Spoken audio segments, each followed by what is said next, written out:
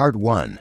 The Myth versus the Real. You ask anyone today about gunfights in the Old West, and they'll picture two men standing in the middle of a dusty street, hands hovering over their pistols, eyes squinting under the high sun. The clock strikes noon, one man falls clean, and the other blows smoke from his barrel before walking away. That's the version dime novels sold and Hollywood carved in stone. But the truth was uglier, slower, and far less glamorous. For starters, most gunfights didn't happen at noon, didn't happen on main streets, and didn't happen with clean duels.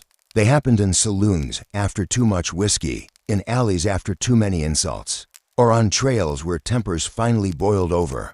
The shooters weren't always sharp-eyed legends. They were often tired, drunk, or scared men firing in panic. And when the shooting started, the bullets rarely went where they were supposed to. Pistols of the time weren't the sleek six-shooters you see in movies.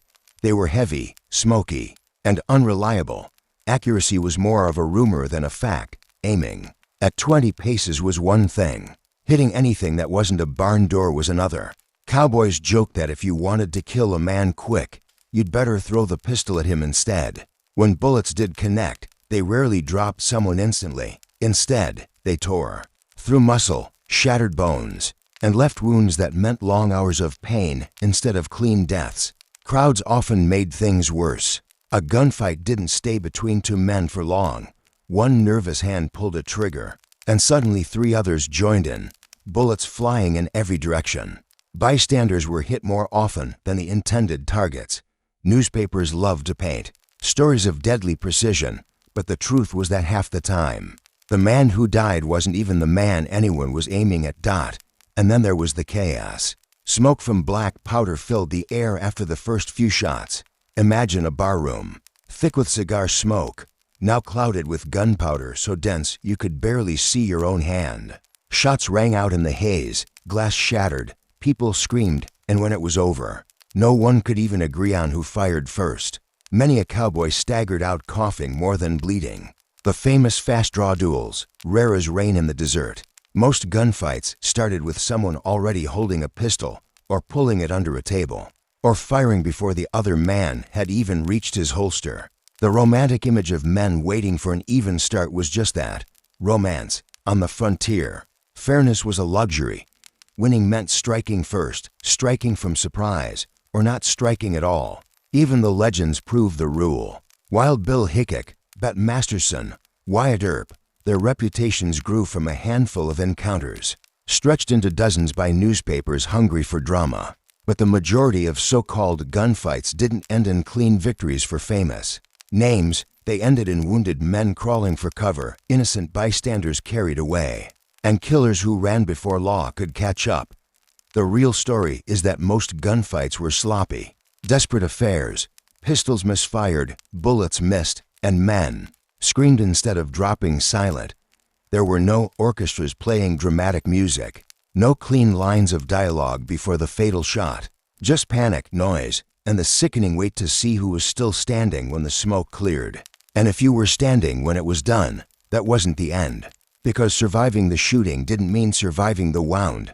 That part of the story, the part Hollywood forgot, is where the real misery began. Part 2, wounded.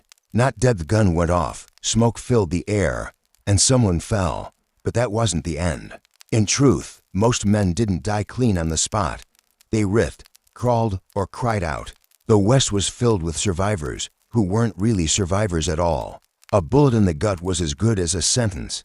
Doctors, if you could find one, had no real cure.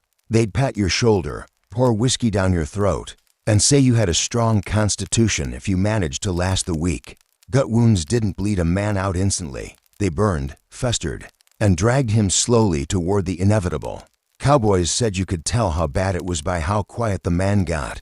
The louder he shouted, the longer he might last. Silence meant the storm was already closing in. Even shots to the limbs rarely ended quickly. A bullet through the thigh might miss the bone, but infection didn't. A man could walk out of a fight and collapse 2 days later when the fever took hold. Broken arms, shattered shoulders, ruined knees. These weren't the endings in dime novels, but they were the daily reality on the frontier. You didn't walk away with a heroic scar. You limped, you sweated, and you prayed the wound didn't carry you to the grave by inches. Black powder pistols left filthy injuries. The bullets weren't sleek slugs. They were chunks of soft lead that flattened, tore, and carried powder, cloth, and dirt into the wound. The real killer wasn't always the bullet. It was what came with it. Cowboys joked grimly that a bullet gave you company. Bits of your shirt, the gunman's powder, and the dirt you fell in. That company stayed inside until it turned your body against itself. And let's not forget where these fights happened. Saloons with splintered floors, alleys filled with mud and manure, dusty streets with every disease blowing on the wind. A man shot there wasn't just wounded. He was already poisoned. When doctors cut away clothes, they often found grit packed in the hole like mortar and brick. The screams echoed longer than the gunfire. Campmates sat by wounded men all night, listening to them groan, curse, bargain with God, or beg for water. Some begged to be finished off, though most companions lacked the courage to do it. Instead, they watched, helpless, until fever or exhaustion ended the suffering.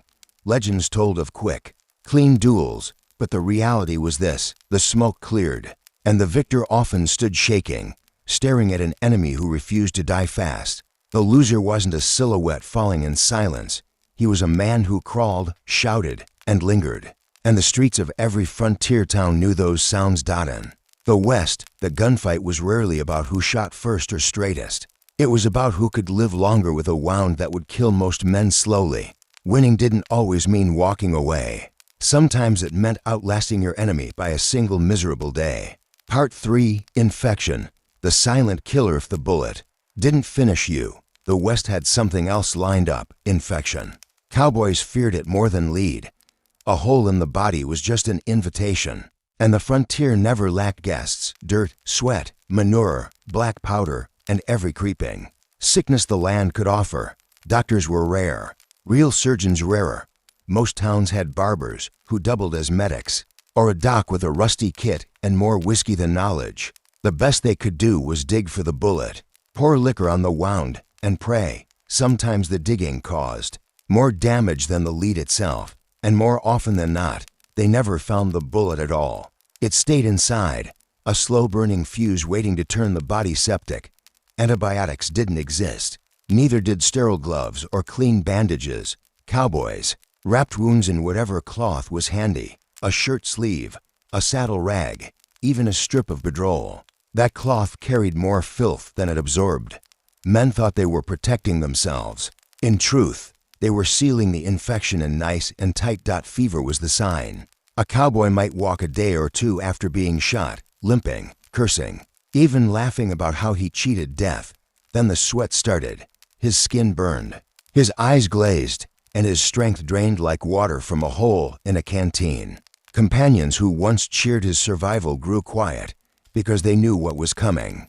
The wound no longer looked like a victory. It looked like a clock ticking down. Some tried remedies: hot irons pressed against wounds, meant to burn out the rot, whiskey poured until the patient passed out, poultices of herbs, mud, or even tobacco chewed and slapped over the injury. Sometimes the man recovered. Sometimes he didn't.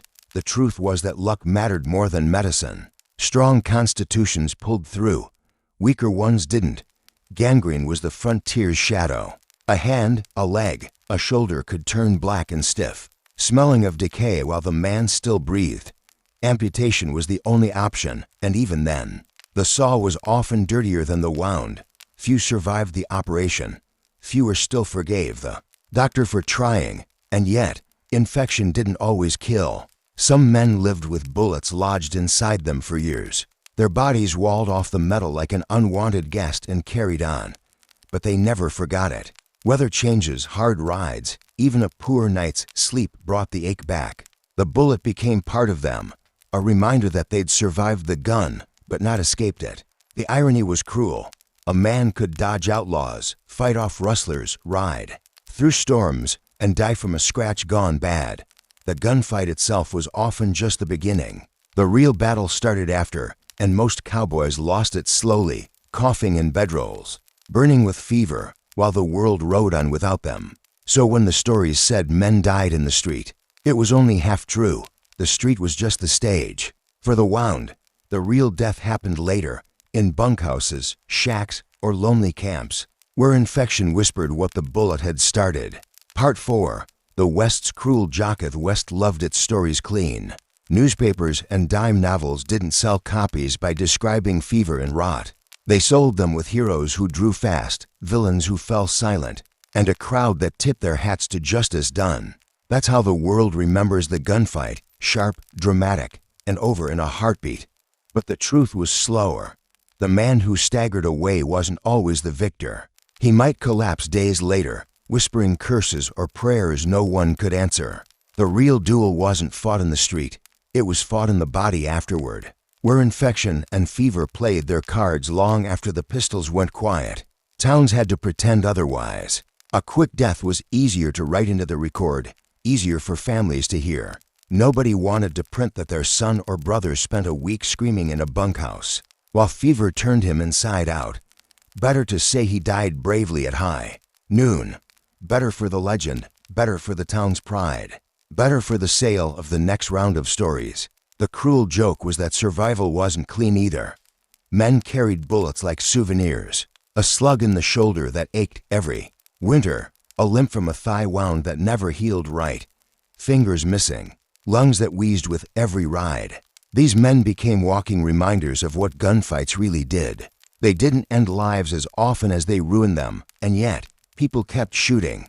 Pride, anger, whiskey, money. The reasons were as endless as the graves that followed.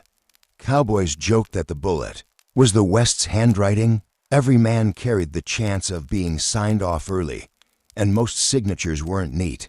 When people today picture the Old West, they think of quick draws and clean endings. But the men who lived it knew better. They remembered the screams that carried long after the shots. They remembered nights spent holding down a friend burning with fever. They remembered victories that tasted like ash because both sides lost in the end. So what was the truth about gunfights? It wasn't about speed or skill or honor. It was about pain that lingered, wounds that festered, and lives that ended. Long after the smoke cleared, the West's cruel joke was that most men didn't die in silence. They died slowly, loudly, and forgotten, while the legend turned their misery into a story that sounded almost noble.